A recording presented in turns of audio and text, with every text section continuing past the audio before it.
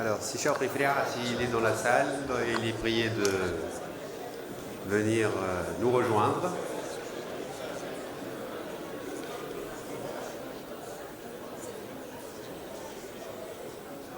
Et il manque encore le gouverneur de la province du Kasaï, M. Dieudonné Pierre. Pardon.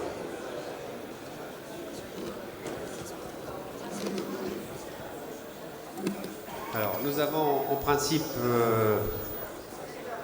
en duplex de Paris M. Bakary Traoré de l'OCDE.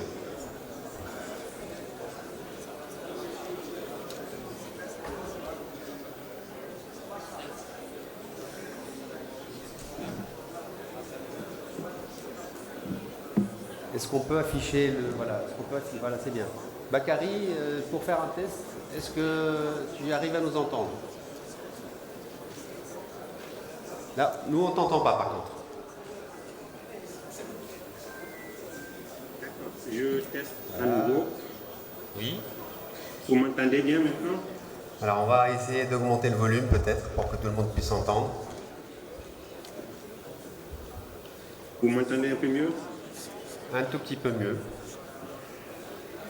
D'accord, peut-être augmenter le volume de votre côté si la régie peut le faire.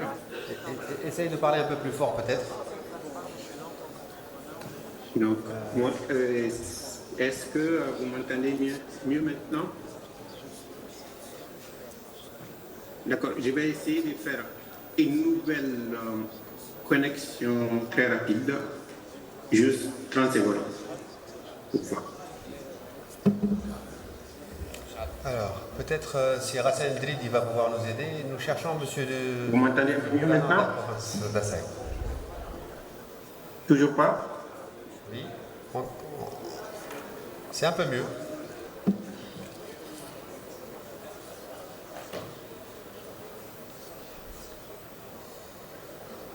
Allô? Oui. Oui, Bakary.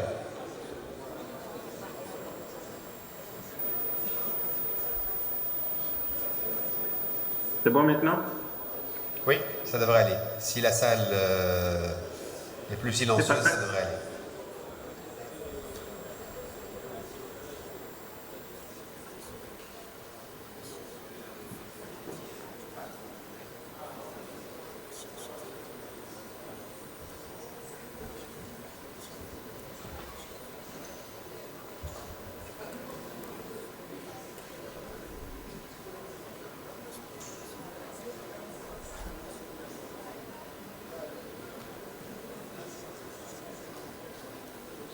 Encore 2-3 petites minutes, Bakary, le temps de réunir tous les panélistes. On a pris une demi-heure de retard à peu près par rapport au timing initial. Donc on s'en excuse auprès de l'audience. Mais on devrait pouvoir se rattraper si on fait un panel voilà, à la bonne vitesse. Donc on terminera à midi, j'espère.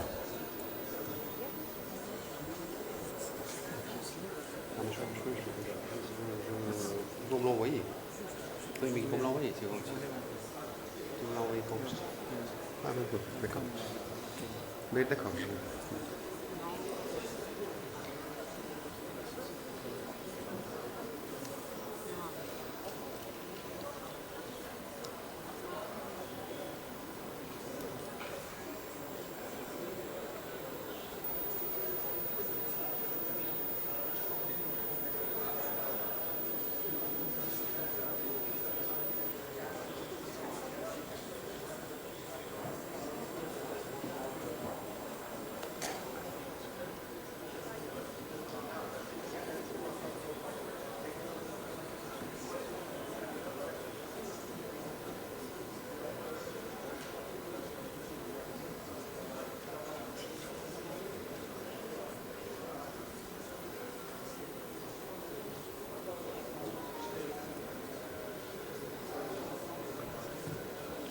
Retouche.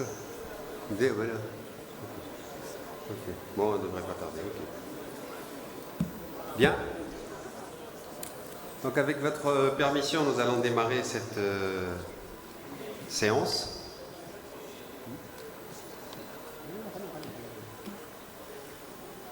Voilà. Donc votre attention s'il vous plaît, ça va démarrer. Prenez place s'il vous plaît.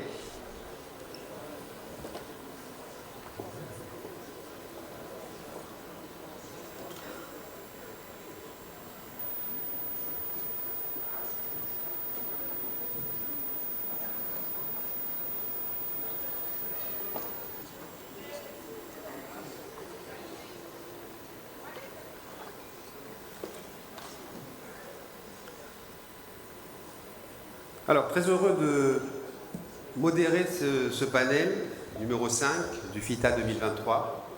Bienvenue à toutes et à tous, encore une fois, et merci pour votre patience et votre attention. Donc, comme je l'ai dit, on a pris 30 minutes pour démarrer la séance. Donc, on essaiera de terminer à 12h30 quand même, pour éviter de trop empiéter sur le programme. Donc, faire passer les présentations à vitesse peut-être un peu plus rapide. Et puis de toute façon, c'est aussi le sujet aujourd'hui. On veut accélérer les projets d'infrastructure en Afrique et on va donner l'exemple en accélérant le débat. Déjà, pour introduire les speakers, nous avons avec nous, alors je vais prendre dans l'ordre tout simplement géographique finalement. Donc Monsieur Joseph Kwasi Nguessan de la BAD, donc il va nous parler d'un domaine qu'il connaît bien puisqu'il est en charge des secteurs des infrastructures. Nous avons côté ministère de l'équipement tunisien Sislah Zoueri, directeur général des ponts et chaussées. Nous avons donc à gauche de Sislah Monsieur Ahmed Azirar, qui est directeur de recherche de l'Institut marocain d'intelligence stratégique, et M. Chawqi Fria, qui est le PDG de la zone économique de Zarzis, qui servira d'exemple. Et en duplex depuis Paris, M. Bakary Traoré, qui représente le bureau Afrique du Centre de développement de l'OCDE. Donc merci à vous tous d'être là. En principe, il est attendu d'avoir avec nous le gouverneur de la province du Kasaï de la République démocratique du Congo. Et on ne désespère pas de l'avoir avec nous, donc on le prendra au vol. L'idée de ce panel émane en fait de l'idée suivante, en tout cas de la problématique suivante. L'Afrique a un besoin énorme de rattrapage en termes d'infrastructures, qui est estimé à 3,5 de son PIB, donc global, continental, et ça représente un peu plus de 150 milliards de dollars, donc, ce qui est quand même par an, ce qui est assez important. Or, d'un côté, il y a ce déficit d'infrastructures, mais les financements semblent être là, donc il y aurait du financement, mais les projets n'arrivent pas, en tout cas le pipe de projets n'arrive pas avec la bonne qualité d'études et surtout le nombre qu'il faut pour dynamiser justement le secteur de l'infrastructure. Donc avec ce panel, nous allons pouvoir passer en revue déjà les enjeux de cette intégration régionale portés par des accords, comme la ZLECAf, qui favoriserait en principe la multiplication des projets, mais qui donnerait aussi du sens à ce qu'on appelle un schéma directeur continental. Aujourd'hui, on a besoin d'avoir une vision commune, de converger, d'avoir une stratégie aussi plus large que les stratégies pays, en intégrant une donne importante qui est la rentabilité de ces projets d'infrastructure. Puisqu'il ne s'agit pas de tracer des routes, de construire des routes et puis des corridors, et on verra ce qu'on appelle les corridors 2.0, donc en intégrant de la technologie, de la communication, en intégrant donc les corridors énergétiques aussi, donc et puis toutes ces nouvelles formes d'infrastructures qui sont aujourd'hui fondamentales donc, pour l'Afrique. Et on doit être capable d'innover donc, en la matière et grâce aux expériences des uns et des autres et aux besoins justement de chaque pays, comment on peut créer une dynamique continentale. Donc sans plus tarder, je laisse M. Bakary Traoré nous donner d'abord l'état des lieux de l'infrastructure en Afrique, en quelques chiffres. Donc la géopolitique de l'infrastructure en Afrique. Monsieur Bakary Traoré, à vous la parole. Ok, merci beaucoup. Si la régie peut me donner le lien la main pour partager mon écran. En attendant, je vous remercie encore. Je remercie les organisateurs de m'associer à ça et je regrette de ne pas être physiquement parmi vous. Mais je vais rester poursuivre tous les débats avec les éminents panélistes que vous avez pu réunir pour débattre de cette question. Donc moi, je vais prendre 10-15 minutes pour essayer de donner quelques chiffres. Là, si les régies me permettent de partager mon écran, sinon je peux les faire éventuellement sans l'écran. Alors, comme on l'a si bien dit, en fait, les projets ne manquent plus, c'est vrai, et on dit aussi que les financements sont disponibles au niveau international, sur les marchés internationaux, mais ce qu'on constate, c'est que d'un côté, les besoins sont là, mais de l'autre côté, 80% environ des projets d'infrastructure en Afrique aujourd'hui n'arrivent pas à dépasser les premiers paliers, qui est le palier de la préfaisabilité à obtenir un financement. De ces points de vue, j'aurais voulu montrer quelques chiffres, mais je vais peut-être vous aborder 3 aspects ici. Le premier aspect, c'est que pourquoi, c'est quoi l'importance aujourd'hui de parler des corridors et des infrastructures transnationaux, et quels sont les canaux de transmission au niveau national, parce que Monder l'a si bien dit, en fait, la rentabilité des projets, c'est un concept peut-être à revoir à l'aune de la géopolitique actuelle. Et troisième aspect, ce serait en fait quelques leviers et conditions à réunir pour accélérer les projets transnationaux dans ce sens. Alors pourquoi les projets d'infrastructure transnationaux sont importants? Parce que d'abord, à double titre. Le premier, c'est que la demande de transport pour dans le cadre de la ZLECAf est extrêmement élevée, quels que soient les scénarios d'implémentation de la ZLECAf. À l'horizon 2040, on estime que en fait, les routes vont rester, les transports terrestres vont rester bien sûr le premier moteur ou le premier domaine de la façon de transporter les marchandises à l'intérieur du continent. À ces jours, ils représentent, les marchandises sont transportées au niveau, 3/4 des marchandises intra-africaines sont exportées par voie terrestre. Et cela n'est pas prêt de changer, au contraire, ça va augmenter.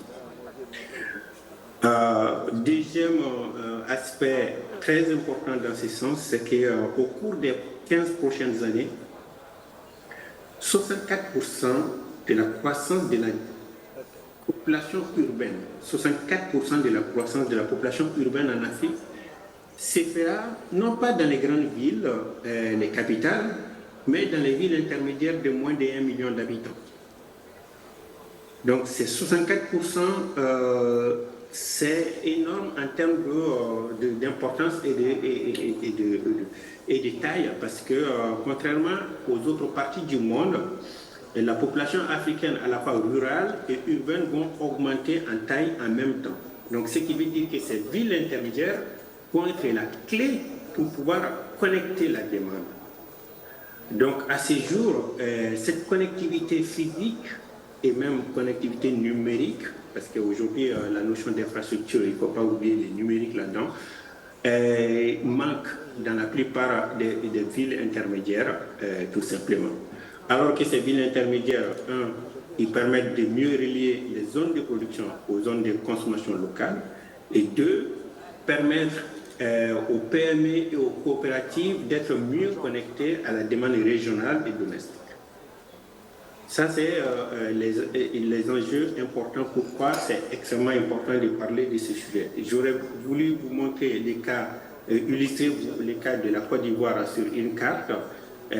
Quand on voit les principaux circuits commerciaux, par exemple de la banane, du manioc, de tous ces produits qui sont extrêmement importants et demandés au niveau régional, vous auriez pu voir qu'en fait, c'est les villes de Boaké ou encore les villes de Mans, qui sont toutes des villes intermédiaires, qui ne sont pas les capitales, qui ne sont pas Abidjan, sont la clé de succès, tout simplement, qu'il faut activer maintenant.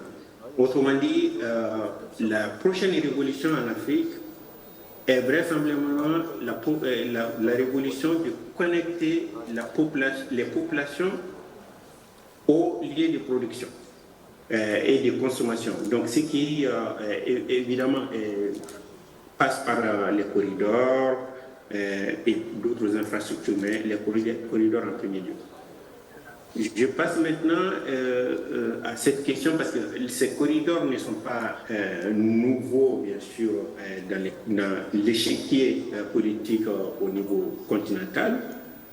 Mais ce qui est important à connaître, c'est que la plupart de ces projets, vous aurez vu qu'en fait, les pays traînent parfois à les matérialiser parce que la rentabilité, si on les calcule au point de vue uniquement financier, est difficile à capturer. Donc, et là, ça c'est mon deuxième point, la rentabilité de ces projets ne doit pas être vue uniquement sous l'angle financier. Donc, d'abord, au niveau national, ça se joue à deux autres niveaux. Réduire la sensibilité aux chocs externes. Deuxième niveau, accélérer la transformation productive. Donc, pour illustrer cette question de choc, sensibilité aux chocs externes, je vais vous donner quand même un chiffre pendant Covid, la pandémie de Covid.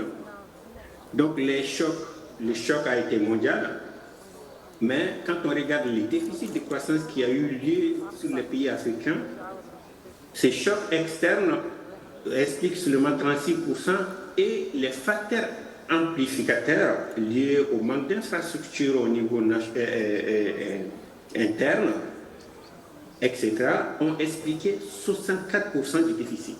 Le choc a été externe, l'amplification, l'expansion dans le cas des pays africains a été directement liée vraiment à cette faiblesse des infrastructures commerciales au niveau national.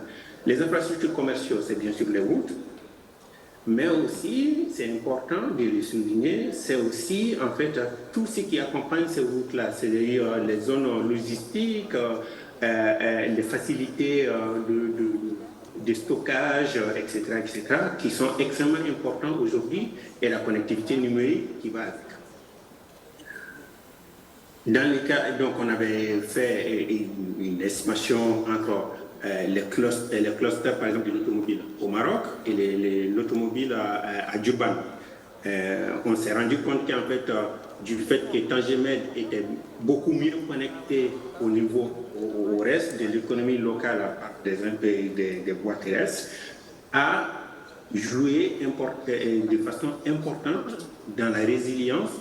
Donc, les clusters de l'automobile au Maroc a moins souffert de la crise Covid. Bien sûr, c'est un secteur d'exportation, mais ça a moins souffert que les clusters à Durban.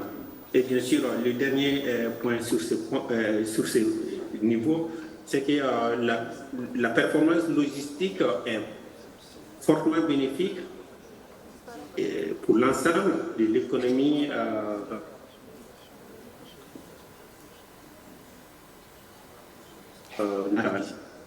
Et mon dernier point dans ce sens, je n'ai toujours pas partagé mon écran, mais ce n'est pas grave. Mon dernier point dans ce sens, c'est que il y a un certain nombre bien sûr, comme Monder l'a dit à son départ, il y a un certain nombre de leviers spécifiques à réunir ou des conditions à réunir pour répondre à ces enjeux au niveau des corridors transnationaux. Le premier, bien sûr, c'est faciliter de nouveaux mécanismes de financement de ces infrastructures transfrontalières. Parce qu'aujourd'hui, c'est difficile d'avoir le consensus politique pour certains de ces projets, mais aussi il y a trois autres facteurs qui rentrent en jeu: l'harmonisation des règles entre les différents pays et aussi, bien sûr, le partage des risques et des bénéfices entre les populations traversées par ces corridors. Dans ce sens, c'est important de souligner qu'en fait, par exemple, le corridor transsaharienne, ça traverse une zone entre guillemets désertique au niveau population, mais en fait, il ne faut pas considérer ça comme des zones désertes parce qu'en fait, il y a toutes les faces cachées qui sont en fait disons, les chaînes de valeur au niveau régional, donc la structure productive traversée que ça va permettre de connecter sont extrêmement beaucoup plus importants. Donc il n'y a pas de zones vides dans ce sens-là aujourd'hui pour construire des zones de liaison. Et le dernier point, c'est extrêmement important, c'est accélérer la préparation de ces projets. Dans ce sens, nous, avec A7 et EUD NIPAD et l'OCDE, on travaille depuis 2 ans, Monder pourra peut-être en expliquer un peu à un moment donné, sur un projet qui s'appelle ASKIA, qui essaye de prendre l'ensemble des points cruciaux pour le développement d'un projet, de la définition du projet, l'identification du projet, jusqu'à sa livraison, en passant par les phases de développement. Essayer de voir quels sont les points les boulots d'étranglement à enlever pour pouvoir accélérer les projets d'infrastructure. On a commencé par 5 pays et effectivement, on s'est rendu compte que ces 5 pays ont des enjeux communs et aussi des enjeux parfois spécifiques à ces projets transnationaux. Donc, comme je n'arrive pas à partager mon écran, je vais m'arrêter là pour l'instant. Je vous remercie beaucoup. Très bien, merci beaucoup. Merci Bakary pour ce panorama sur l'infrastructure transfrontalière en Afrique, qui présente une certaine complexité, forcément, puisque les parties prenantes peuvent être donc multiples et surtout avec des politiques différentes. Je voudrais maintenant m'adresser à M. Nguessan, qui connaît bien le sujet en tant que banque de développement. Comment la BAD traite ces projets d'infrastructure et quelle est l'échelle de priorité qu'on donne sur ces projets, sachant que vous recevez beaucoup plus de projets que vous financez, n'est-ce pas? Merci beaucoup. Alors déjà, au niveau de la Banque africaine de développement, l'approche, je pense qu'elle est un peu connue de tous les pays emprunteurs et je dirais des communautés économiques régionales avec lesquelles nous travaillons sur ces opérations. Le premier élément, c'est, je dirais, l'alignement stratégique du projet et l'engagement régional. Je pense que c'est un point qui est essentiel. Déjà, je signale, puisque nous sommes en Afrique du Nord, qu'en termes d'alignement stratégique, la Banque a élaboré notamment un document de stratégie d'intégration régionale qui couvre donc la période 2020-2026 et qui se décline en 2 priorités, je dirais, opérationnelles et une priorité transversale. La première priorité, c'est de connecter la région à travers la promotion des infrastructures transfrontalières. Et le deuxième élément, c'est de favoriser le commerce inter- et intra-région par la promotion du secteur privé. Et le troisième volet transversal, c'est le renforcement des capacités des acteurs. Alors, donc déjà, il faut que le projet soit aligné stratégiquement et présente, j'allais dire, un caractère typiquement régional. Alors, pour dire qu'un projet présente un caractère régional, c'est-à-dire qu'il couvre au minimum 2 pays. Ça, c'est déjà un premier élément. Ensuite, une fois que ces 2 thématiques sont, j'allais dire, cet alignement, il est fait, il y a toute une série de sélections qui est envisagée, notamment, il faut que le projet s'inscrive dans une programmation multisectorielle. Vous en parliez tout à l'heure, la notion de corridor 2.0. Ensuite, il y a la prise en compte de la notion du genre à travers l'implication des femmes dans la chaîne des valeurs au niveau infrastructurel. L'élément, le respect des normes environnementales, naturellement, est un élément fondamental. Il faut respecter les normes en termes de changement climatique, etc. Il y a également le volet connectivité des zones urbaines et je dirais rurales. Donc, connecter, il faut que cette infrastructure présente des caractéristiques de connexion aux zones urbaines et rurales. L'autre élément également, c'est la viabilité naturellement économique et financière, parce qu'éventuellement, le privé pourrait être un complément de financement au financement de ces infrastructures. Et le dernier point, c'est beaucoup plus en termes de projets présentant des innovations technologiques. Alors, mais lorsque vous avez naturellement fait ce screening, il est aussi important de signaler que ce n'est pas fini. Je pense que M. Bakary parlait tout à l'heure du volet préparation des projets. Alors, beaucoup de requêtes que nous, pour répondre un peu à la préoccupation sur le nombre de projets que nous recevons par rapport au nombre de projets que nous finançons, dépend naturellement à partir de cet instant de ce qu'on pourrait appeler la bancabilité de ces opérations. Mais il ne faut pas entendre bancabilité du point de vue je dirais, d'une banque commerciale, parce qu'en général, nous parlons de projets d'investissement public. Et beaucoup plus de ces opérations, je dirais 80% de ces infrastructures, j'allais dire transfrontalières, sont financées sur les ressources publiques. Alors, il s'agit non seulement de la disponibilité des études techniques de base, c'est un point essentiel. Et la banque, qu'est-ce qu'elle fait à partir de cet instant? Elle a développé des instruments en interne pour accompagner les pays et les communautés économiques régionales dans la réalisation de ces infrastructures régionales. C'est ainsi qu'a été créé le NEPAD-IPPF, qui est donc un fonds de préparation des projets, donc qui est basé auprès de l'Union africaine et qui mobilise des ressources financières sous forme de dons pour accompagner le développement des infrastructures transfrontalières et qui ont des caractères de corridors intégrés. Ça, c'est le premier élément. Alors, naturellement, la notion d'étude de faisabilité fait allusion naturellement après à tout ce qui est rentabilité économique et financière. Mais il y a aussi un élément qui est important. L'appréciation qu'on peut avoir d'une infrastructure nationale ne pourrait pas être forcément la même chose qu'on peut avoir d'une infrastructure régionale. L'infrastructure régionale, d'autres éléments doivent entrer en ligne de compte dans leur, j'allais dire, dans leur identification.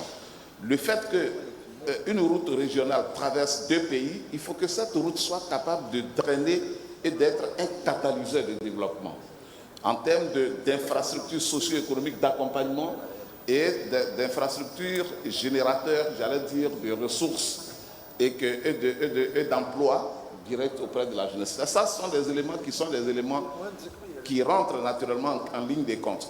Et la banque a, dans son approche également, défini ce qu'ils ont appelé l'indice de développement des infrastructures en Afrique, qui est un élément essentiel et qui permet, et qui est un indicateur composite qui mesure 9 éléments sur les 4 thématiques principaux, notamment le secteur des transports, le secteur de l'énergie, des ICT, et ça, ce sont des éléments qui sont extrêmement importants.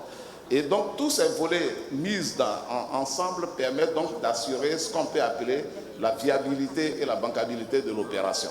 Maintenant, naturellement, la raréfaction des ressources financières fait qu'on est obligé nécessairement de faire une priorisation. Il faut déjà l'implication active, je l'ai dit tout à l'heure, et un engagement régional fort. D'où la notion de l'implication des communautés économiques régionales.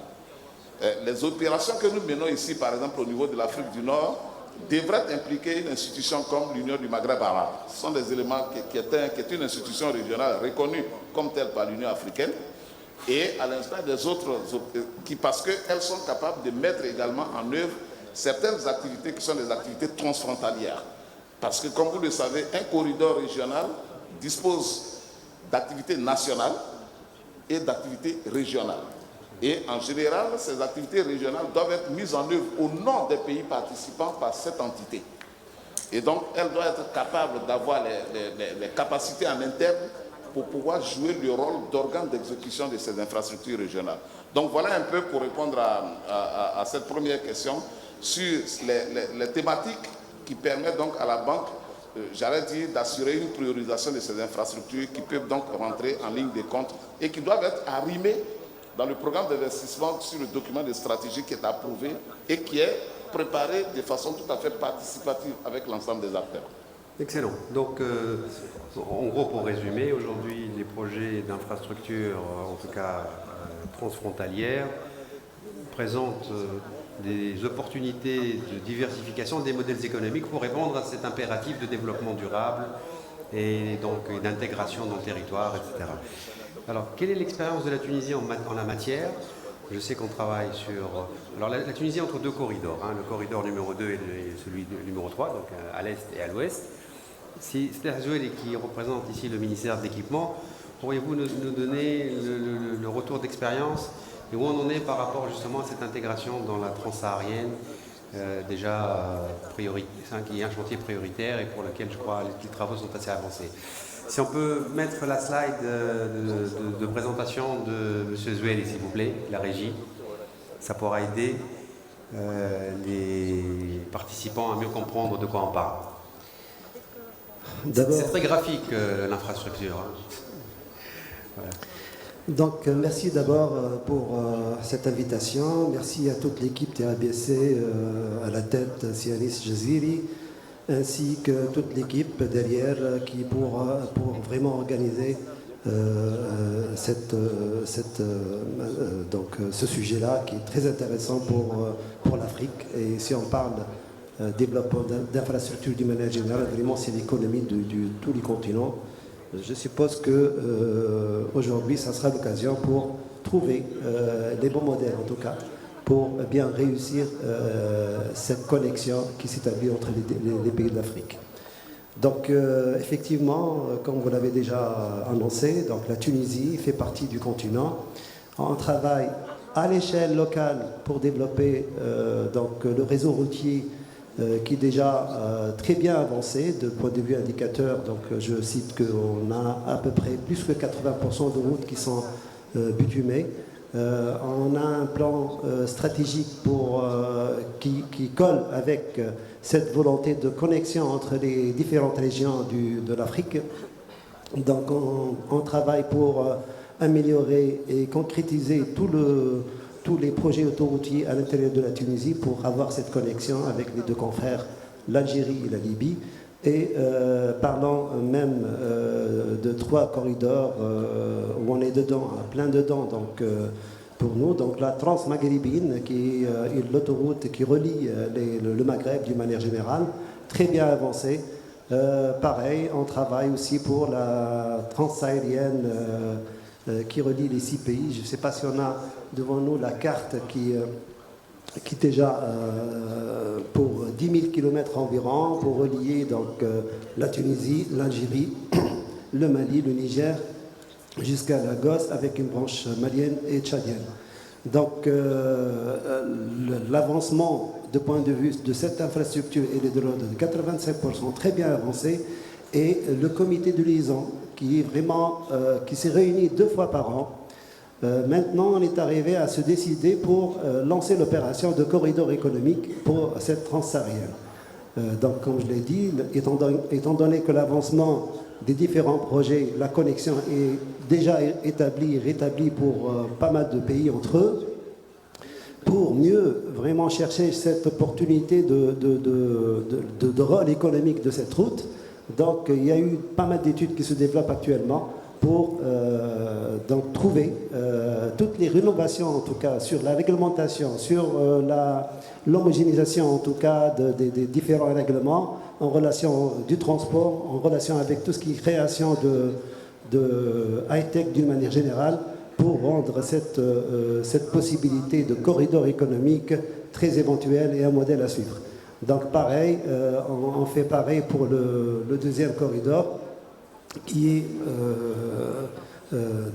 qui part de la Tunisie aussi et qui à partir de la Libye vers le centre de l'Afrique et vers le sud de l'Afrique.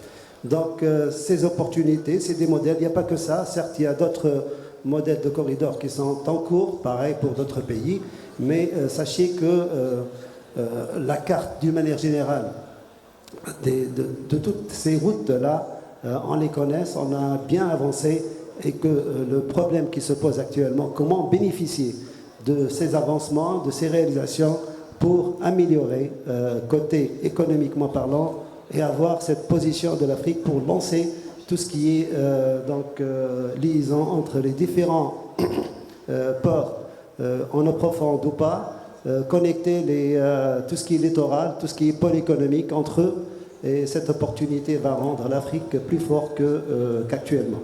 Donc voilà ce qu'on est en train de faire. Je pourrais citer à titre d'exemple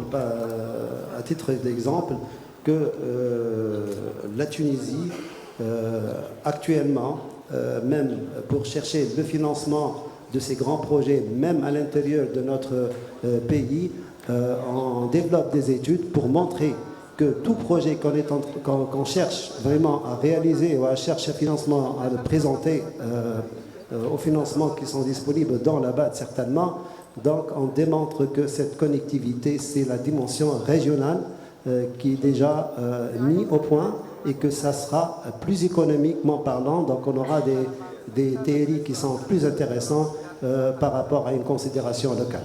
Donc voilà ce qu'on est en train de faire pour la Tunisie. Merci. Excellent, merci Islah Zoueli donc pour cet éclairage.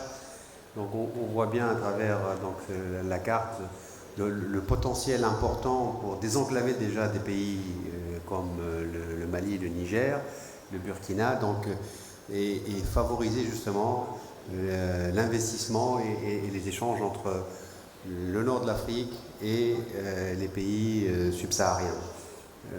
Monsieur Azirar, vous qui êtes basé au Maroc, vous avez une vue très continentale de l'infrastructure.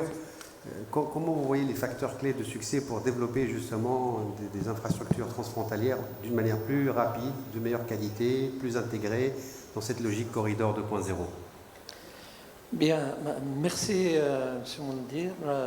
Permettez-moi d'abord de vous féliciter pour cette impeccable organisation qui témoigne justement d'un dynamisme du secteur privé tunisien.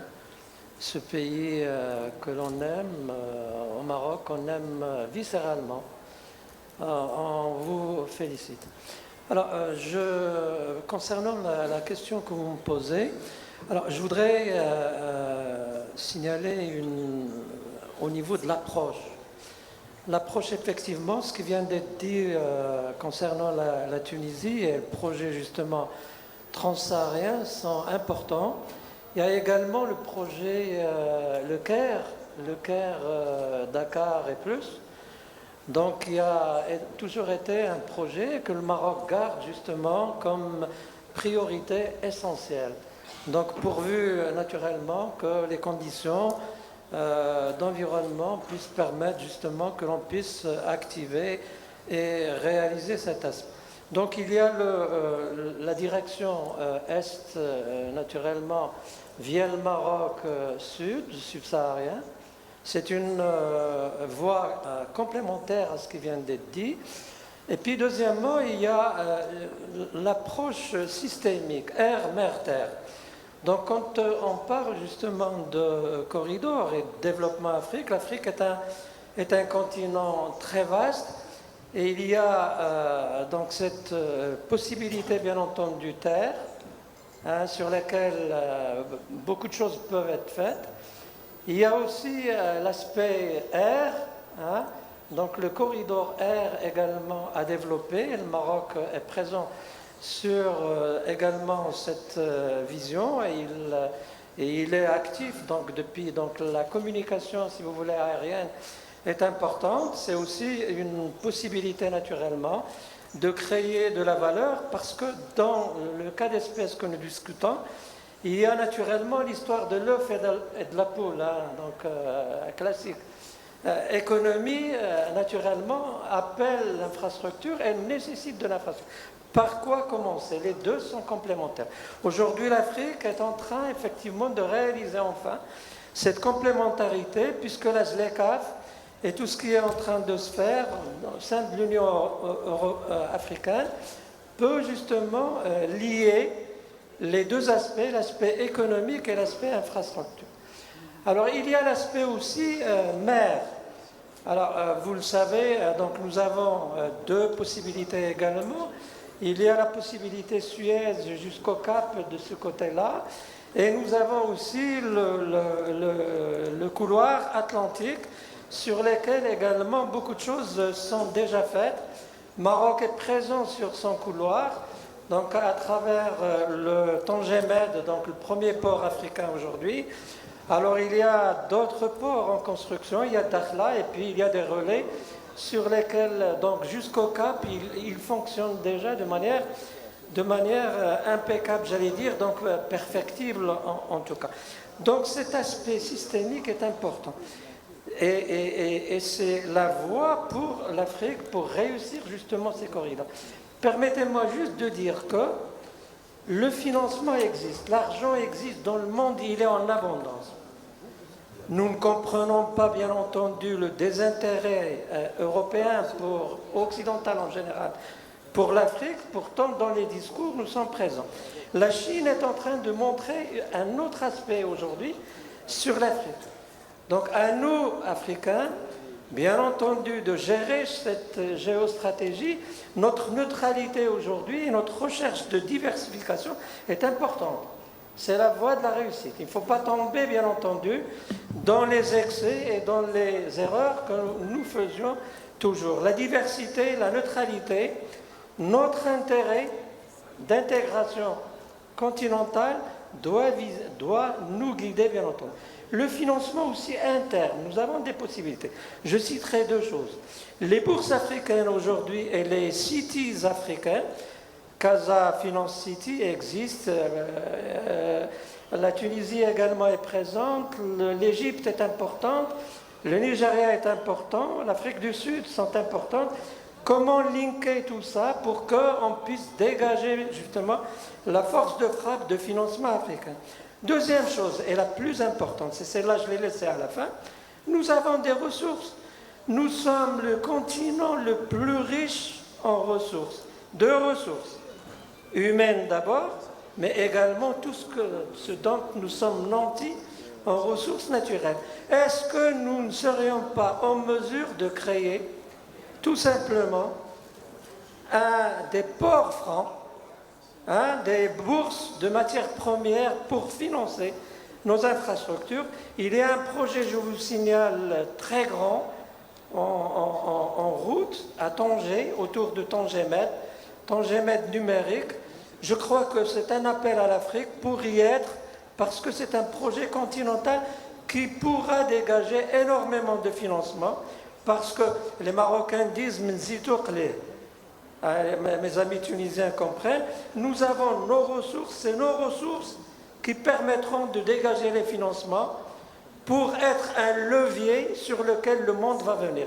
Merci, Mondir. Je voudrais excellent, excellent, merci. Donc on retient quand même cette idée d'approche systémique. Donc on ne peut pas considérer les infrastructures transfrontalières comme des chantiers isolés, donc il faut les interconnecter et on n'interconnecte pas uniquement les pays, mais aussi les secteurs. Et ça, c'est très important. Et on a ici une expérience intéressante qui va nous être présentée par Sishaouk Ifreha, qui dirige justement une zone économique qui a de gros besoins et qui peut générer aussi en même temps des chantiers et des projets d'infrastructures transfrontalières. Sishaouk, votre expérience en quelques minutes et comment vous vous situez dans cet enjeu continental? Tout d'abord, merci pour l'invitation. Voilà, on a une présentation à faire passer. Donc une petite présentation, donc à vous présenter. Donc, concernant le parc d'activités économiques de Zarzis ou Zarzis Smart Center, c'est une zone économique spéciale. Actuellement, elle est en pleine croissance. On vise que ce parc se développe de plus en plus et qu'il soit un hub économique intégré, donc qui rayonne sur le sud de la Tunisie et pourquoi pas sur toute la Tunisie. Le parc de Zarzis est donc connu par son emplacement stratégique au sud de la Tunisie. Donc juste le passage. Juste pour vous montrer donc l'emplacement stratégique, il peut jouer donc un rôle d'une base logistique importante donc pour l'Afrique et même pour l'Europe. Donc c'est une position très stratégique. En termes aussi, si on voit donc concernant donc par rapport aux routes transsahariennes, nous sommes le plus proche, nous sommes seulement à 400 km de Hazwa et par la suite donc à la route transsaharienne qui relie 6 pays africains, donc Mali, Tchad, Niger et l'Algérie aussi, et aussi à travers la Libye, donc on peut passer directement vers le Niger et le Tchad. En termes d'infrastructures connectées, donc nous sommes, comme j'avais dit, donc on a ces proximités du marché africain, on a une bonne connexion terrestre. Nous sommes à 70 km de frontières libyennes et de 400 km donc de frontières algériennes. Et aussi, nous avons une bonne connexion maritime donc à travers le port commercial de Zarzis. Il y a une connexion aérienne à travers l'aéroport de Djerba Zarzis. En termes aussi, nous avons donc une infrastructure interne conforme aux normes internationales. Et notre région elle est connue par sa richesse naturelle. Notamment, nous sommes implantés dans une grande potentialité donc, agricole, donc, notamment fruits de mer, huile d'olive et aussi viande rouge aussi. On en a, et riche en substances utiles. Donc, à Tataouine, nous avons la deuxième réserve mondiale en gypse et meilleure qualité de gypse et de sable et de calcaire.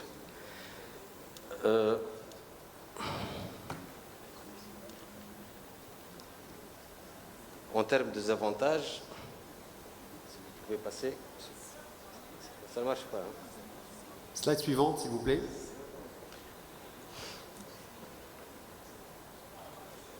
Donc, en termes aussi de connexion terrestre, donc, nous sommes à 45 minutes donc, de Ras Jdir et de 3 heures donc, de Dhiba, au sud de la Tunisie, et de 5 heures donc, de Hazwa. C'est presque 400 km de Hazwa. On passe. Bon, concernant l'écosystème, donc nous avons un écosystème favorable avec le port commercial de Zarzis, avec l'aéroport, nous avons des hôpitaux, des cliniques, des hôtels à Djerba Zarzis. Nous avons à la région de Djerba Zarzis plus que 170 hôtels. Nous avons des centres de formation dans des différentes spécialités. Nous avons l'université de Gabes. Et nous avons aussi, c'est important aussi, en termes d'énergie, la disponibilité d'un terminal pétrolier. Donc, c'était au port de Zarzis, c'est une station de stockage de carburant pour de différentes utilités. La société du parc, le parc d'activité économique, il est géré donc par une société anonyme. Donc, créé depuis l'année 93. Il fallait donc 3 ans pour préparer l'infrastructure sur 60 hectares. Et le projet il est dans le cadre de PPP, partenariat public-privé. Et notre société elle est régie conformément donc, à des statuts. Donc, à des statuts donc, et régie par quelques images donc, concernant l'infrastructure du parc. Le parc, nous avons plus que 3 hectares. Donc de superficie couverte. Nous avons un centre technologique très développé. Il est parmi les meilleurs centres technologiques en Tunisie sur une superficie globale de 7000 mètres carrés, équipé aussi par un cave VR. Donc nous avons une salle immersive très développée. Elle est la première en Tunisie et la deuxième en Afrique après Johannesburg. Nous avons donc, concernant les activités, le parc il est connu par les activités logistiques, notamment en relation avec la Libye et l'Algérie. Nous avons 22 sociétés qui opèrent dans le domaine logistique. Donc l'activité industrielle, donc ça commence, l'activité industrielle dans la région ou dans le parc, on commence à se spécialiser dans l'industrie, notamment l'industrie agroalimentaire. Nous avons actuellement 13 sociétés industrielles. Concernant donc tout ce qui est TIC, c'est important. Donc vous avez parlé de tout ce qui est ancrage et tout ce qui est l'importance donc de l'innovation pour développer ces zones économiques spéciales et pour créer donc une synergie entre les différentes composantes. Donc si on parle donc de la spécialité, c'est une spécialité de la deuxième tranche de Zarzis Smart Center, c'est tout ce qui est réalité virtuelle. Donc nous avons donc ce cave donc permet donc de l'utiliser notamment dans le domaine de médecine, dans le domaine de l'industrie, l'éducation, le gaming, même dans le domaine du tourisme. C'est une technologie très avancée et c'est un grand acquis pour nous et pour le sud tunisien. Donc l'utilisation de cette technologie permet donc une meilleure compétitivité sur le marché national et international, un gain de productivité et une diminution aussi du coût de l'optimisation donc de procédés de conception, notamment pour les industriels. Donc, les réalisations du parc, nous avons actuellement 50 entreprises, 50 sociétés, donc, notamment donc, dans le domaine logistique, nous avons 22 et 13 sociétés industrielles et 8 dans le secteur du TIC. Très bien. Une nouvelle vision, c'est important, c'est la vision stratégique du parc. Oui.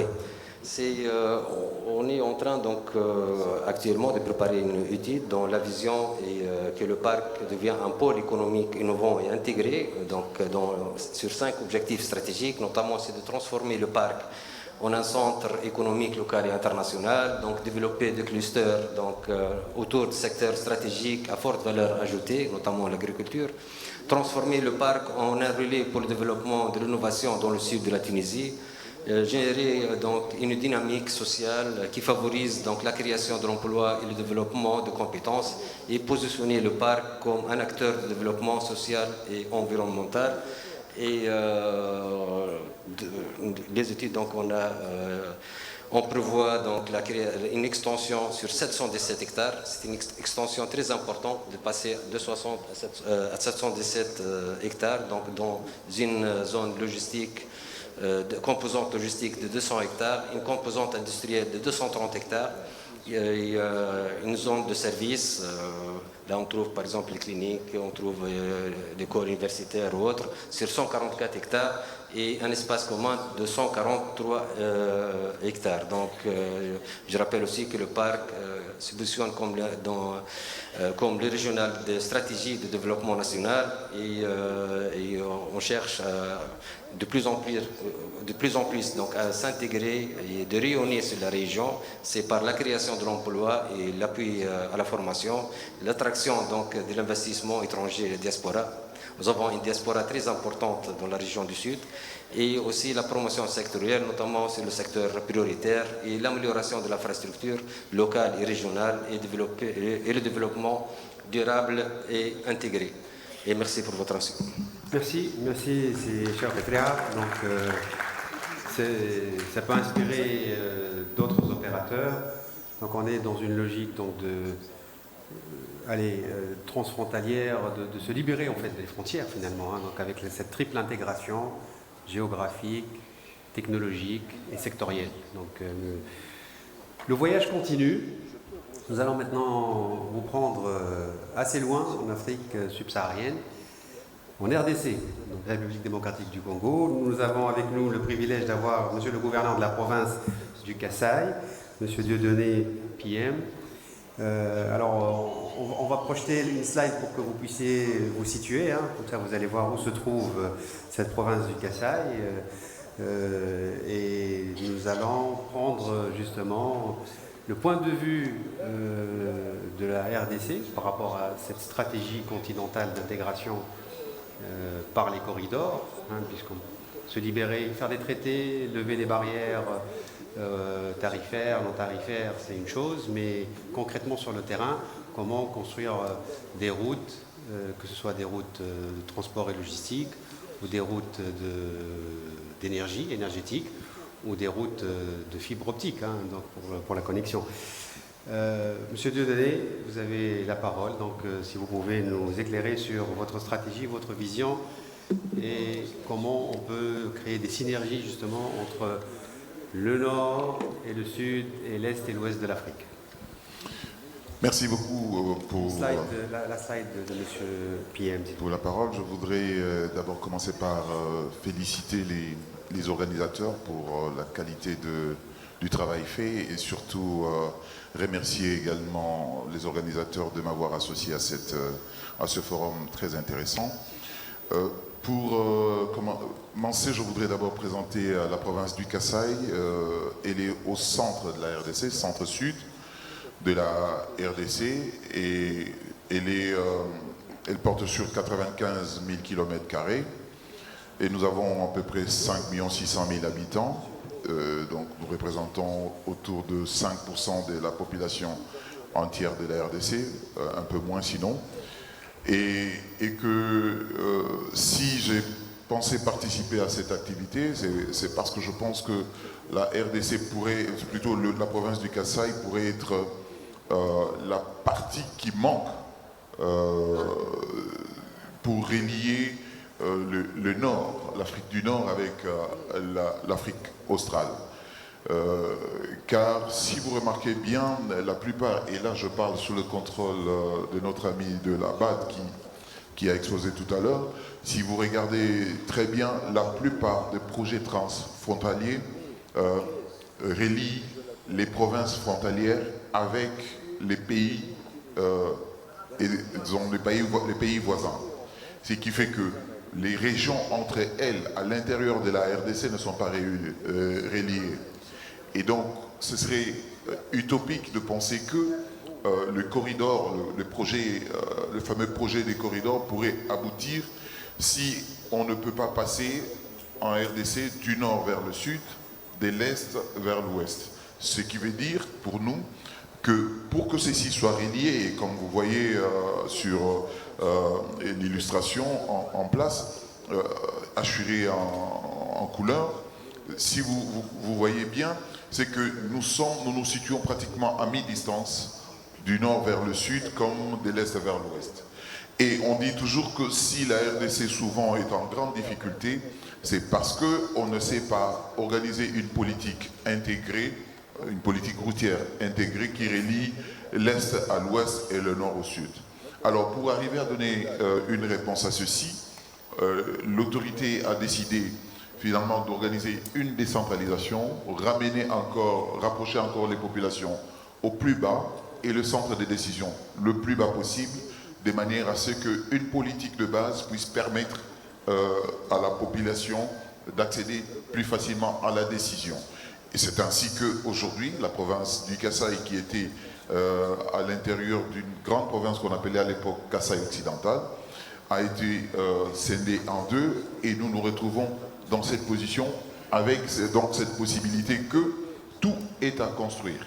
Et donc, avec la BAD, nous avons commencé le projet Bachamba Chikapaka Mouécha, avec environ 265 km qui sont pratiquement, dont le projet est en train de se terminer. Mais du nord au sud, on n'a encore rien. Mais aussi, quand vous prenez notre position géostratégique, c'est qu'à partir de Chikapa, vous pouvez atteindre facilement le port de Luanda et celui de Durban en Afrique du Sud. Et donc ceci pourrait permettre la réduction de temps d'importation de 3 mois à pratiquement 1 semaine.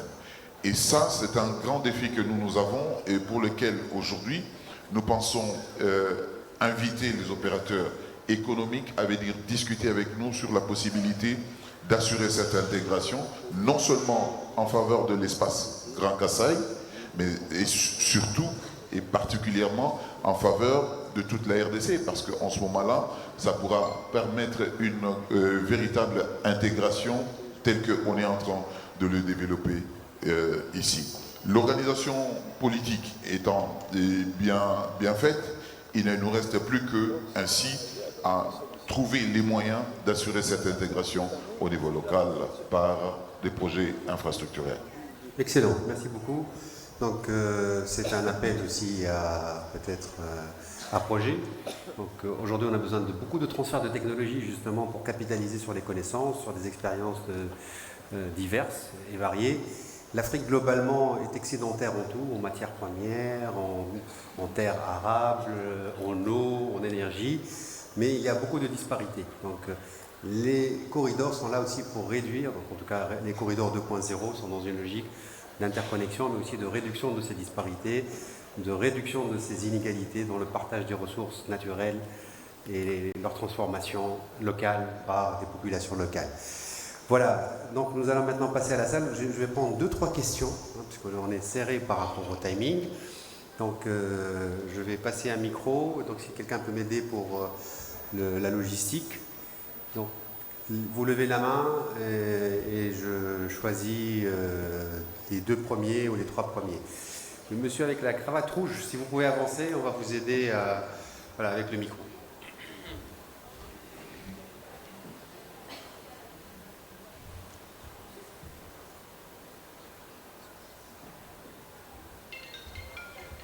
Brièvement, hein, donc une question précise et brève. Allez-y. Donc, allez-y. S'il y a des... voilà, il y a une question qui est là. C'est une question posée là. Voilà, c'est ça. Marche pas? Si, si.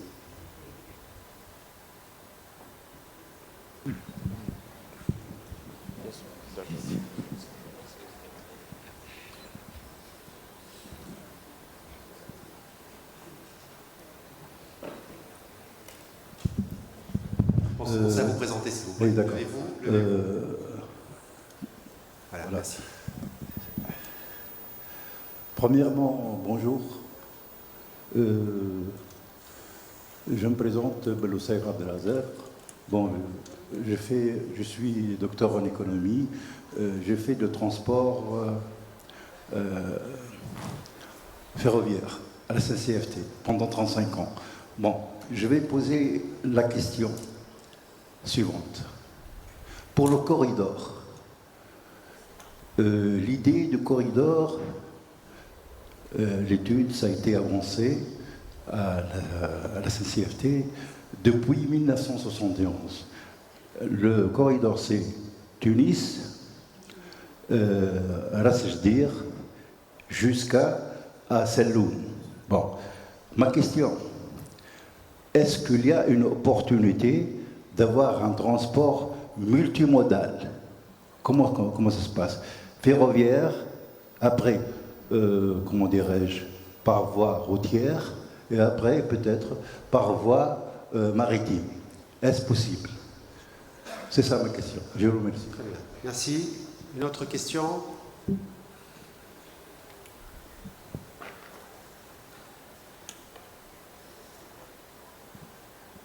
Donc si le sujet ne prête pas donc autant d'interrogations, c'est qu'on a bien fait notre travail, n'est-ce pas, messieurs? Très bien. Bon, allez, on va répondre à cette question sur l'intermodalité, qui est un sujet générique, en fait, hein, donc qui ne touche pas que l'infrastructure transfrontalière. Ce sera aussi votre mot de la fin, si vous pouvez, donc chacun présenter peut-être la perspective de l'intermodalité, qui revient en fait à l'interconnexion, et un mot de la fin. Oui, je pense d'ailleurs que c'est une question qui est pertinente parce que déjà l'objectif premier justement d'un corridor de transport où je parlerai beaucoup plus de corridor économique, est justement de créer cette intermodalité. Lorsque vous avez un port ou une infrastructure aéroportuaire,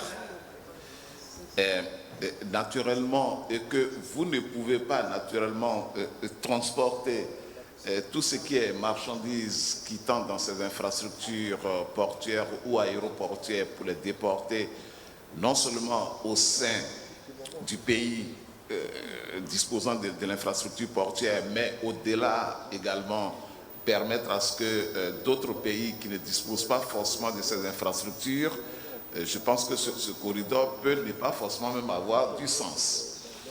Je pense que Zouari a parlé de quelque chose qui est très très important.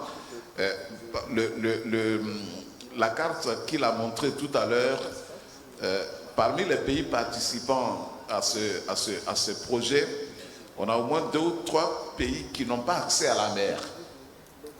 Quand vous prenez le Niger, le Burkina Faso ou le Mali, ce sont des pays qui n'ont pas accès à la mer. Donc, qui sont des pays qui restent très dépendants des pays côtiers. Et donc, l'interconnexion avec ces pays est un élément fondamental. Ça, c'est le premier élément. Deuxième élément, quand on parle d'intermodalité, il y a un deuxième avantage à l'intermodalité. On parle d'infrastructures routières, mais lorsque nous prenons un port, par exemple en eau profonde, qui est censé drainer de la marchandise lourde, il est beaucoup plus idoine de faire transporter ces infrastructures sur du ferroviaire, plutôt que de le faire sur de l'infrastructure routière, ce qui peut endommager naturellement la structure des chaussées et créer des coûts induits liés notamment à tout ce qui est problématique de l'entretien.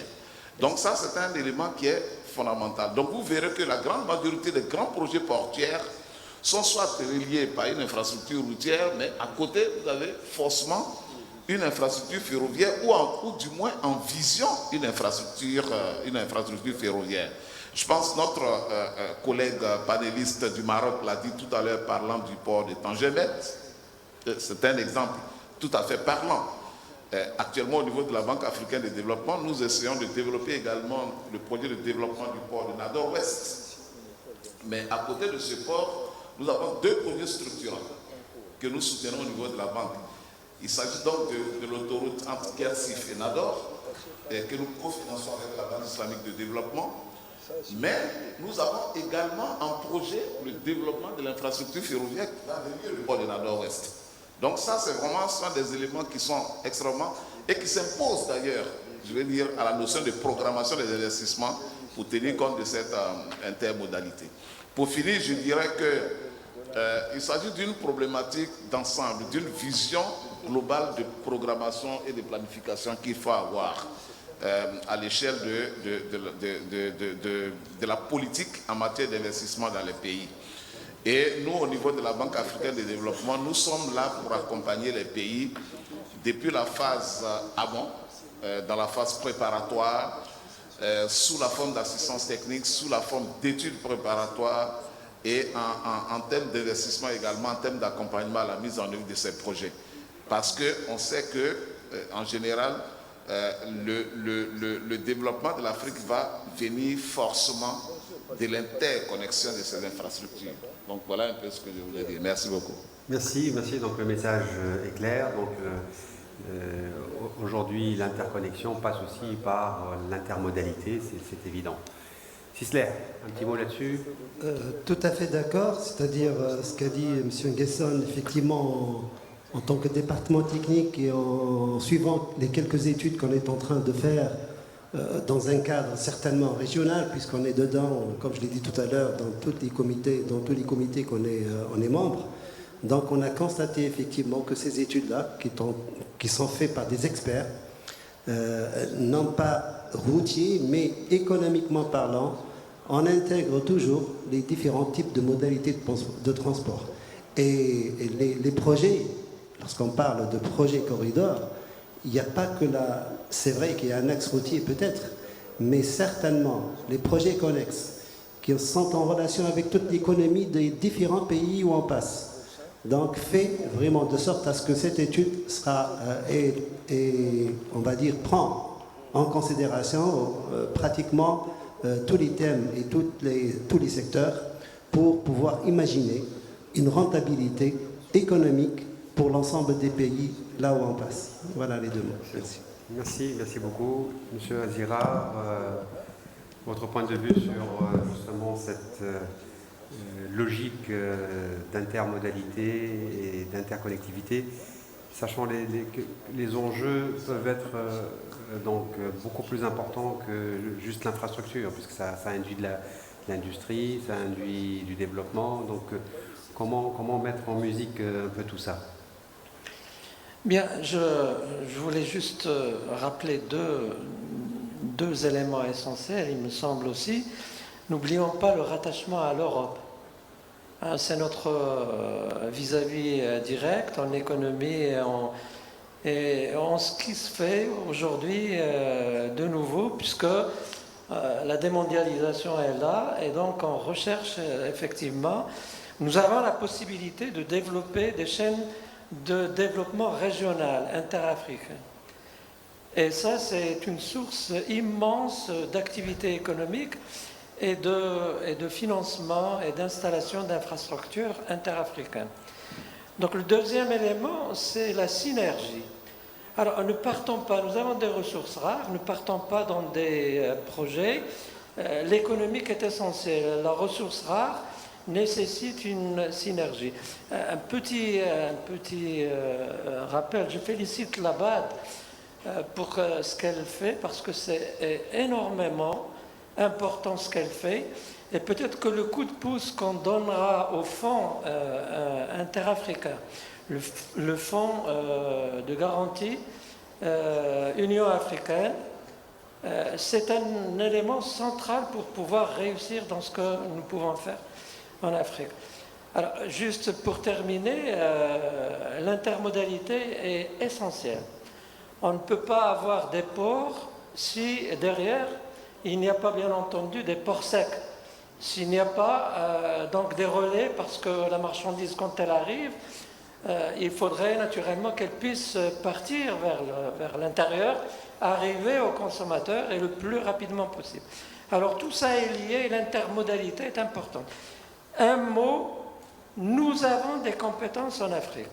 Dans chacun de nos pays, nous ne sommes plus 60 ans derrière, nous avons des capacités en entreprise aujourd'hui africaine, capables de réaliser de grands projets, portuaires, grands projets, tout ce que vous voulez aujourd'hui, barrages, intermodalité, donc tout ça, nous avons des possibilités en Afrique, dans chacun de nos pays, recensons notre potentiel et créons les liens, justement, pour pouvoir renforcer nos capacités d'action. Nous ne devons plus rester dépendants justement de l'étranger, parce que l'étranger, deuxième élément essentiel, ce sont les capacités d'études. Vous le savez que c'est les études qui déterminent le reste. Quand des études viennent vous dire directement acheter ceci ou telle technologie de chez qui ou je ne sais quoi, si nous avons une capacité à utiliser nos ressources africaines en études, et nous en avons, nous ferions beaucoup d'économies et nous orienterions nos projets, corridors, dans des directions saines. Alors, il y a beaucoup de choses à dire. J'ai écrit un petit papier, je vous le communiquerai. Simon Dir, et encore félicitations pour votre... Avec plaisir. Donc, merci beaucoup.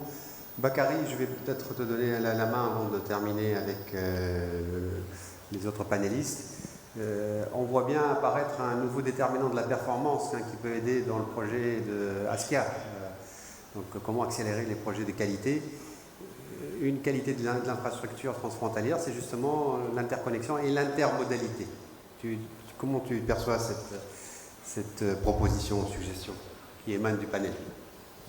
Oui, merci beaucoup, je pense. Merci aux panélistes, parce que on voit que c'est des éléments structurants qu'ils ont mis sur la table de façon très claire. Et merci au monsieur docteur pour avoir posé cette question justement de l'intermodalité.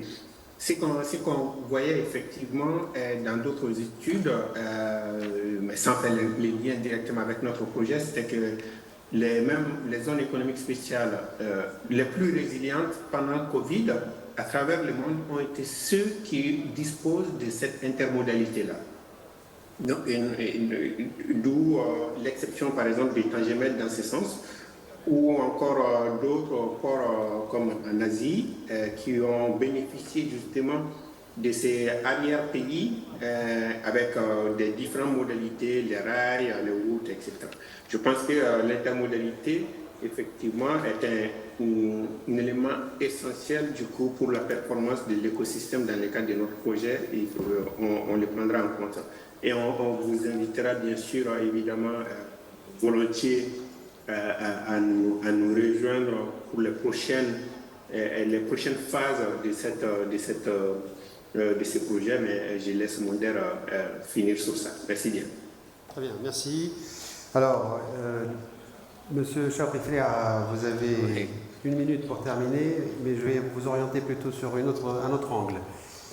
La durabilité de ces investissements et la décarbonation. Donc aujourd'hui, on est dans une logique mondiale qui pousse vers ça. Comment c'est une question très pertinente au niveau de votre zone économique? Oui. Bon, on doit se préparer pour l'année 2035. On doit se préparer pour tout ce qui est achat carbone. Qui va être un coût très élevé pour le. Si on ne se prépare pas donc à partir de l'année 2035, on va être taxé en termes de carbone. Et pour nous, pour le parc d'activité économique de Zarzis, on a commencé donc les études concernant donc l'installation donc d'un site photovoltaïque donc au parc.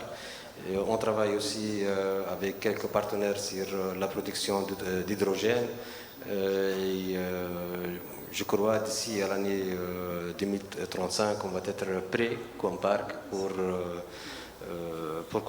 qu'il soit donc un green park au sud de la Tunisie et qu'il soit conforme donc aux normes souhaitées. Aussi, donc j'aime bien aussi parler de la Tunisie et de la nécessité de développer donc un modèle économique très avancé et notamment en termes d'intégration technologique, en termes de création d'un écosystème qui prend en considération la formation, qui prend en considération aussi les ressources des régions. Donc il nous faut donc une stratégie adaptée au contexte notamment régional et international. Aussi, il nous faut développer les zones économiques spéciales en Tunisie, c'est très important. Et il y en a en Afrique plus que 270 zones économiques spéciales.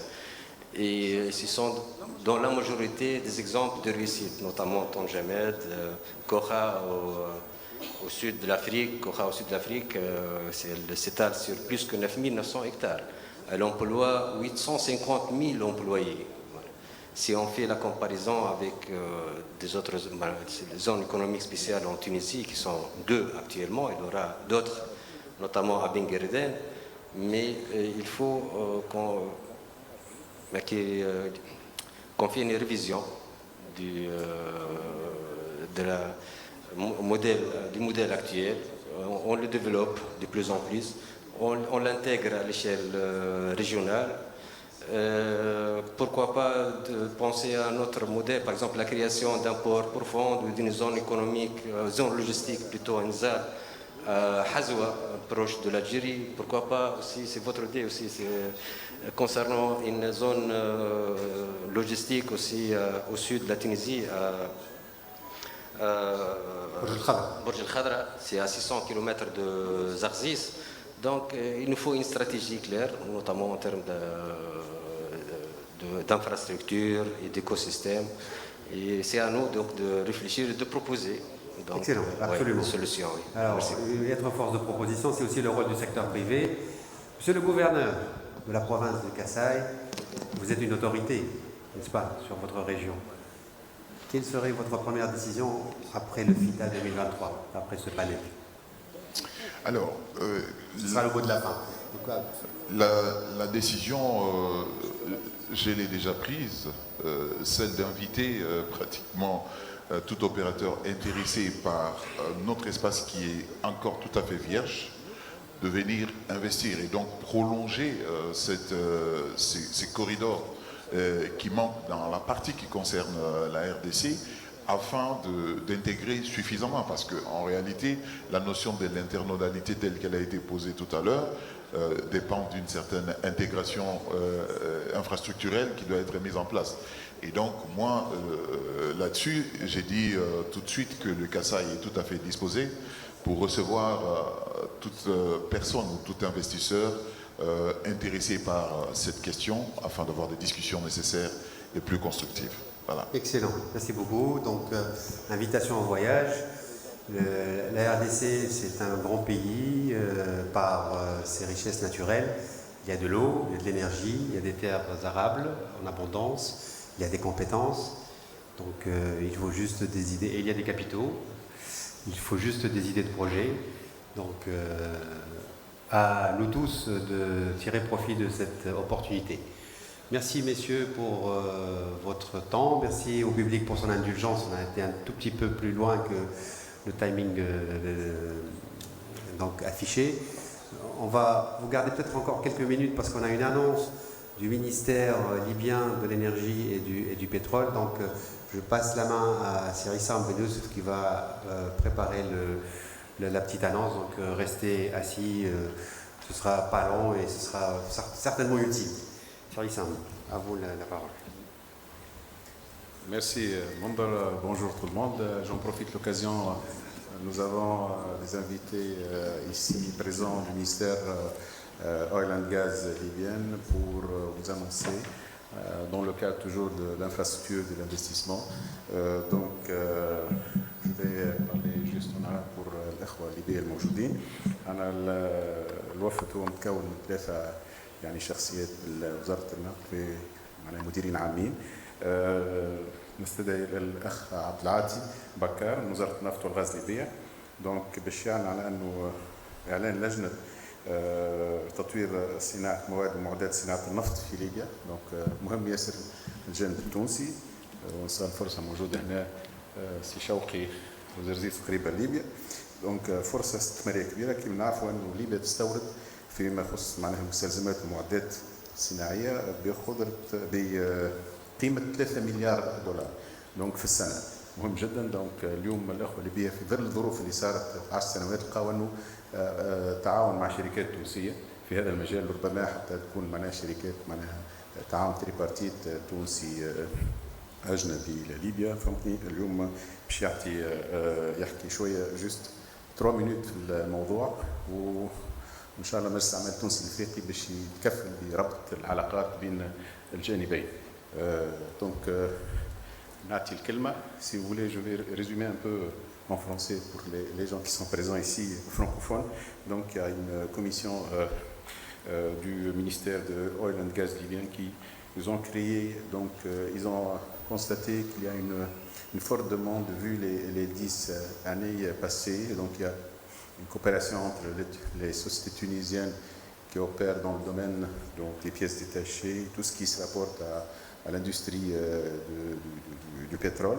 Donc, ils ont un chiffre d'affaires annuel de 3 milliards de dollars dans ce secteur, et donc ils sont là pour présenter. Donc, ils ont créé une commission. Monsieur Abdelhadi Bakar de cette commission, il y a une forte délégation de l'oil and gas libyen qui sont présents ici. Le ministre a présenté ses excuses parce qu'il vu les événements de Derna, et on présente nos condoléances au peuple libyen à cette occasion triste. Et donc il y aura une grande peut-être potentiel de coopération tunuso-africaine et tripartite avec la Libye. C'est Abdelhadi. السلام عليكم.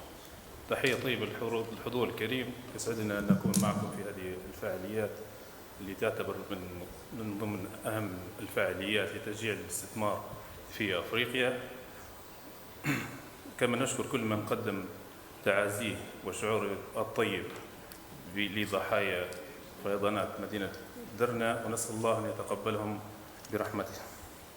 في إطار الاستثمار في القارة الأفريقية وتشجيع الموردين والمستثمرين على الاستثمار من خلال تقليل المخاطر بأكبر قدر ممكن، من خلال الاستفادة من الخبرات والتجارب السابقة في إدارة الموارد المتاحة المختلفة، وتقديرا منا للجنة المنظمة لهذا الملتقى، رأى رئيس اللجنة التي سنعلن عنها التي يطلق عليها لجنة توطين صناعة مواد ومعدات النفط في ليبيا. كلفت بأن أنقل لكم تحيات رئيس اللجنة الذي لم يتمكن من الحضور لتقديم تفاصيل عن هذه اللجنة. سأختصر بعض المعلومات عنها، وسنكون لنا تنسيق إن شاء الله في المستقبل في لقاءات أخرى للتعريف بمهامها وطبيعة عملها. انبثقت هذه اللجنة من وزارة النفط والغاز ووزارة الصناعة والمعادن ضمن رؤية القادة الليبيين ضمن للانفتاح على الاستثمار العالمي وتشجيع القطاع الخاص من خلال تقديم مشاريع استثمارية ملائمة للشركاء سواء الممولين أو المستثمرين، من خلال الأخذ في الاعتبار كل ملاحظات من بعض المستثمرين والممولين الدوليين. عملت اللجنة على تنسيق لحلحلة العراقيل التي واجهت التجارب الاستثمارية السابقة في ليبيا وفي أفريقيا. على سبيل المثال قامت بتعديل التشريعات والقوانين، والآن نسعى للتواصل مع صناديق التمويل والمستثمرين العاملين والراغبين في العمل في أفريقيا عامة وفي ليبيا خاصة بما يحقق المنفعة المشتركة. نأمل أن نلتقي في فعاليات أخرى، وسيكون لنا التنسيق مع كل المهتمين بهذا الجانب من الاستثمار، ابتداء من مجلس الأعمال التونسي والجهات المعنية بالخصوص في تونس، وانطلاقا إلى باقي الممولين والمستثمرين. وشكرا على إتاحة هذه الفرصة. شكرا Stade Abdelhati. Donc je remercie M. Abdelhati pour nous avoir donné quelques éclaircissements sur ce programme qui va être donc développé avec le Conseil d'affaires tuniso-africain. Donc on est à votre disposition pour tous ceux qui sont intéressés par cette opportunité, avec Séchaouk aussi, avec tous les opérateurs économiques et industriels tunisiens qui veulent s'introduire dans ce programme qui est très très important. Nous sommes là pour suivre avec le Conseil d'affaires tuniso-africain qui va vous assister dans ça. Nous avons des grandes relations avec notre cher voisin libyen, et ça sera une porte vers le continent africain, vers le partenariat sud-sud. Merci pour votre attention et à bientôt. Merci.